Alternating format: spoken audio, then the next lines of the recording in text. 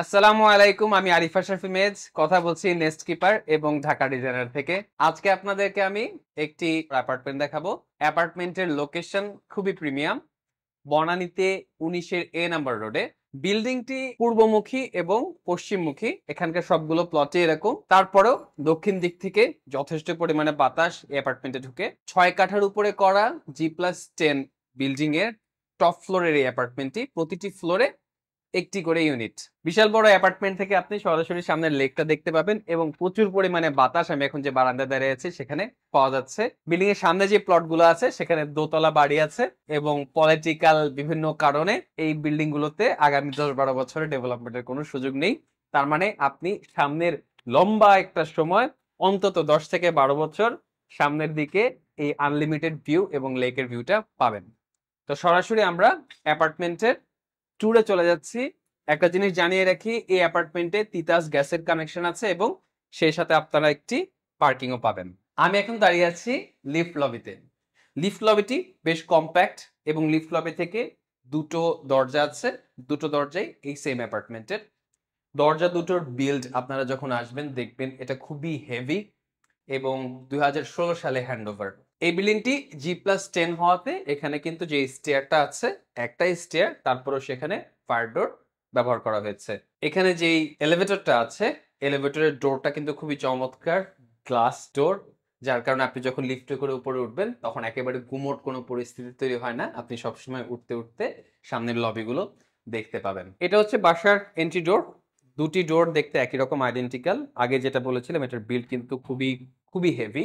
ঢোকার পরে এই স্পেসটি হচ্ছে ফয়ার স্পেস এবং ফয়ারতে ঢোকার পরে আমার হাতের বাম পাশে কমন বাথরুমটা আছে। সামনে যে রুমটা আছে আমার হাতের বাম দিকে এখন, সেটা হচ্ছে গেস্ট বেডরুম। এবং এখন আমি যে জায়গাটিতে দাঁড়িয়ে আছি সেটা হচ্ছে ড্রয়িং রুম বা লিভিং রুম। লিভিং রুমের সাথে পরবর্তী স্পেসটি হচ্ছে ডাইনিং এবং তার পাশে একটি ফ্যামিলি লিভিং আছে। প্রত্যেকটা স্পেসই অনেক স্পেশাস এবং এই অ্যাপার্টমেন্টের সবচেয়ে মজার যে বিষয়, এখানে কিন্তু আলোর কোনো কমতি নেই। আগের বিল্ডিং হলেও যথেষ্ট পরিমাণে লাইটের ব্যবস্থা আছে এবং এই মুহূর্তে বেশ ভালো বাতাস আসছে। এইখানে যে দক্ষিণ দিকের জানালাটা, সেটা দিয়ে কিন্তু বেশ ভালোভাবেই ডায়াগোনালি বাতাস আসে। টপ ফ্লোর হওয়ার কারণেই মূলত আলোর কোনো অপ্রতুলতা এখানে নেই। আর অনেকে প্রশ্ন করেন যে টপ ফ্লোর হওয়ার কারণে হিটের প্রবলেম হবে কিনা। এই অ্যাপার্টমেন্টে আপনার হিটের কোনো প্রবলেম হবে না, কারণ এটার উপরে খুব ভালোভাবে জলছাদ করা আছে। তো আপনারা যখনই আসবেন এই জিনিসটা দেখে নেবেন। ড্রয়িং রুমের জন্য ফার্নিচার বসানোর ওয়াল হচ্ছে এইদিকে এবং টিভি বসানোর ওয়ালটি ঠিক অপোজিট দিকে। ড্রয়িং রুমের সবচেয়ে বড় যে প্লাস পয়েন্ট সেটা হচ্ছে পূর্ব দিকের বিশাল বড় একটি বারান্দা। নিচতলায় যারা আছেন তারা এই বারান্দাটিকে বড় করে পুরোটা নিয়ে নিয়েছেন। তো আপনারা চাইলে এখানে হালকা রেনোভেশনের কাজ করে এই পুরো বারান্দাটিকে বাসার ভেতরে নিয়ে নিতে পারেন, যেটা আপনার এখানকার ভিউ এবং এক্সপিরিয়েন্স সবকিছুকে অনেক আপগ্রেড করবে।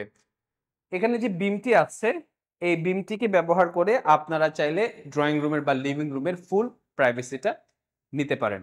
এবারে আমরা কমন বাথরুম এবং গেস্ট বেডরুমটা দেখে আসি। এই বাসার প্রত্যেকটা বাথরুমে কিন্তু অনেক স্পেশাস, যদিও বা এখানে ড্রাই এরিয়া ওয়েট এরিয়া আলাদা করা নেই, তারপরেও এই বাথরুমটা কিন্তু অনেক বড় এবং সিলিং মাউন্টেড এক্সস্ট থাকার কারণে বাইরে থেকে ডিরেক্টলি পোকামাকড় বা বাতাস ধুলাবালি সরাসরি বাথরুমে আসতে পারে না। গেস্ট বেডরুমটা বেশ ছোট এবং কম্প্যাক্ট, তবে দরজার কোয়ালিটি কিন্তু খুবই ভালো এবং দুটি বা দুই দিক থেকে উইন্ডো থাকার কারণে খুবই ভালো ক্রস ভেন্টিলেশন এখানে হচ্ছে। এখানে যে বেলকনি আছে, এই বেলকনি থেকেও সামনের দিকে যে লেকটা আছে সেই লেকটা খুবই ভালোভাবে দেখা যায় এবং প্রত্যেকটা বেলকনি এতই বড় যে যে কোনো বেলকনিতে আপনি চাইলে কিন্তু প্র্যাকটিক্যালি চেয়ার এবং টেবিল নিয়ে বসে চা নাস্তা খেতে পারবেন, বই পড়তে পারবেন। তো বেলকনি গুলো শুধুমাত্র কাপড় শুকানোর বেলকনি না, এই প্রত্যেকটা বেলকনিকে আপনি এক্সপিরিয়েন্স করতে পারবেন। ড্রয়িং রুমের পরে এখন আমি যেখানে দাঁড়িয়ে আছি সেটা হচ্ছে ডাইনিং রুম। ডাইনিং রুমের ঠিক পরপর যে স্পেসটি আপনারা পাবেন সেটা হচ্ছে ফ্যামিলি লিভিং। ডাইনিং এর পাশে ফ্যামিলি লিভিং এর দিক দিয়েও আরো একটি দরজা আছে। বিল্ডিং এর যে সেকেন্ড এন্ট্রি ডোর সেটা ফ্যামিলি লিভিং দিয়ে।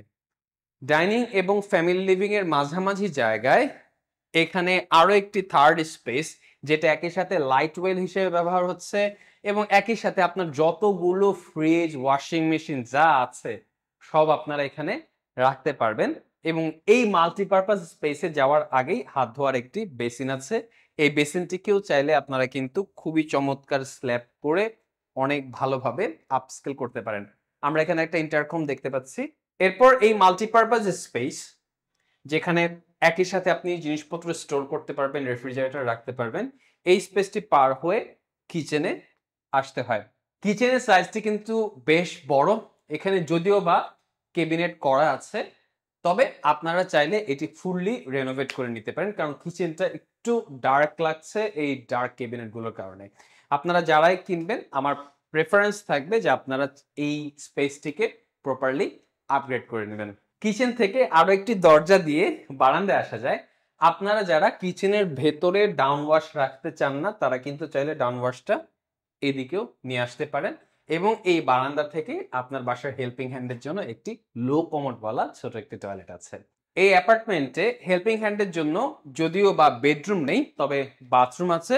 কিন্তু আপনারা যদি কোনো বেডরুম বানাতে চান বাসার হেল্পিং হ্যান্ডের জন্য, তাহলে এই পুরো জায়গাটি রেনোভেট করে নিলে আসলে সবকিছুই এখানে অ্যাকোমোডেট করা পসিবল, কারণ কিচেনটার সাইজ অনেক বড় এবং সামনে যে স্টোরেজ স্পেসটি রাখা হয়েছে মাল্টিপারপাস স্পেস হিসেবে, সেটাও কিন্তু অনেক বড়।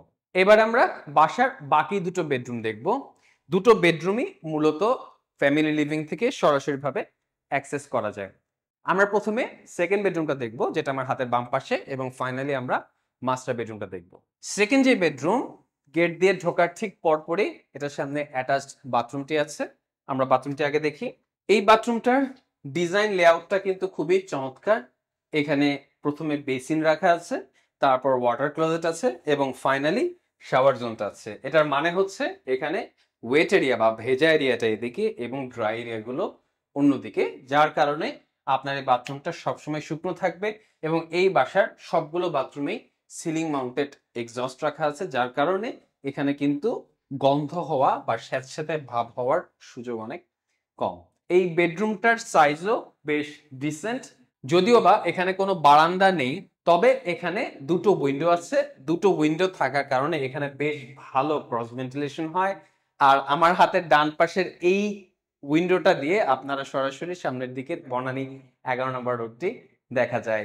অন্য যেই উইন্ডোটি আছে সেই উইন্ডো থেকেও পাশের বিল্ডিংটা যথেষ্ট পরিমাণে দূরে, এবং এখান থেকেও সামনের দিকের বেশ লম্বা অনেক দূর পর্যন্ত ভিউ দেখা যায়। এবার আমরা মাস্টার বেডরুমটা দেখব। মাস্টার বেডরুমটা হচ্ছে এই অ্যাপার্টমেন্টের সবচেয়ে সুন্দর, সবচেয়ে বড় এবং সবচেয়ে বেশি ডিমান্ডিং একটা রুম। এই রুমে অ্যামেনিটিজের কোনো অভাব নেই এবং এই রুম থেকে যেই ভিউটা পাওয়া যায় সেটা এই বাসার জন্য সবচেয়ে চমৎকার ভিউ। প্রথমে আমরা বাথরুমের দিকটা দেখে আসব। দরজা দিয়ে ঢোকার ঠিক পরপর দরজার পেছনে একটি স্টোরেজ স্পেস আছে। আপনারা চাইলে এই স্পেসটিকে অনেকভাবে ব্যবহার করতে পারেন। চাইলে আপনারা এখানে একটা ক্যাবিনেট বসাতে পারেন, অথবা চাইলে আপনারা এখানে একটি ড্রেসিং রুমের জোন করতে পারেন। আপনার ড্রেসিং টেবিলটা এবং ড্রেসিং রিলেটেড যত ধরনের অ্যাক্টিভিটি আছে সবগুলো কিন্তু এখানে করা পসিবল। সবচেয়ে ইন্টারেস্টিং যে বিষয়, এখানে কলাম এবং এই ওয়ালের মাঝখানে যে নেগেটিভ স্পেস, আপনার ড্রেসিং টেবিলের যত শেলফস আছে সবগুলো কিন্তু এই নেগেটিভ স্পেসের ভেতরে হয়ে যাবে। বাথরুমটাকে বড় বলবো না, তবে স্কোয়ার হওয়ার কারণে এই বাথরুমটাকে খুবই ভালোভাবে ইউটিলাইজ করা গিয়েছে। এখানে ওয়াটার ক্লোজেটটা আছে, আমার সামনে এখানে বেসিনটা আছে, বেসিনের এখানে মার্বেল টপ দেওয়া আছে, এবং এই বাথরুমে, একমাত্র এই বাথরুমে একটি বাথটাব দেওয়া হয়েছে। তবে আপনারা যদি রেনোভেট করতে চান তাহলে কিন্তু চাইলে এখানের সবকিছু ভেঙে নতুন করে বানালে আরো মিনিমাল এবং স্লিক জিনিসপত্র দিয়ে আরো ভালোভাবে ডিজাইন করা সম্ভব। আপনাদের কারো যদি আরো বড় বাথরুমের দরকার হয় তাহলে এই স্পেসটি সহ নিয়ে আপনি আরো ভালোভাবে এই জায়গাটিকে ডিজাইন করতে পারবেন। এবার আসি মেইন বেডরুমে। এই বেডরুমের বাথরুমের সাথে যে ওয়ালটা, সেই ওয়ালটাকে মূলত আপনারা ফুল হাইট ক্যাবিনেট দিয়ে অকুপাই করতে পারেন। বেডের জন্য বেডের হেডবোর্ডটা আপনারা এই দিকে দিবেন এবং পা অন্য দিকে দিতে পারেন, অথবা আপনারা যদি বেডের হেডবোর্ড এদিকে দেন, পা পূর্ব দিকে দেন, তাহলে ক্যাবিনেটের জন্য আপনারা এই ওয়ালটি ব্যবহার করতে পারবেন। আর এবার এই বেডরুমের সবচেয়ে বড় যে ফিচার এটা হচ্ছে এই বড় বারান্দাটা। মাস্টার বেডরুমের পূর্ব দিকে এই বিশাল বারান্দাটি আছে এবং এই বারান্দা থেকে আপনি লেকের খুবই চমৎকার ভিউ পাবেন। একে তো পূর্ব দিকের ভিউ পাচ্ছেন এবং বিল্ডিং এর এই রুমটি একটু ভেতরের দিকে হওয়ার কারণে আপনি কিন্তু দক্ষিণ দিকেরও খুবই চমৎকার বাতাসটি পাচ্ছেন। তো এই ছিল আমাদের বনানীর 19A নাম্বার রোডে 6 কাঠা জমির উপরে G+10 একটি বিল্ডিং এর টপ ফ্লোরে 3 বেডরুমের একটি অ্যাপার্টমেন্ট। বাসাটিতে 3টি বাথরুম আছে, হেল্পিং হ্যান্ডের জন্য একটি বাথরুম আছে, বিশাল বড় কিচেন এবং একটি মাল্টিপারপাস রুম আছে।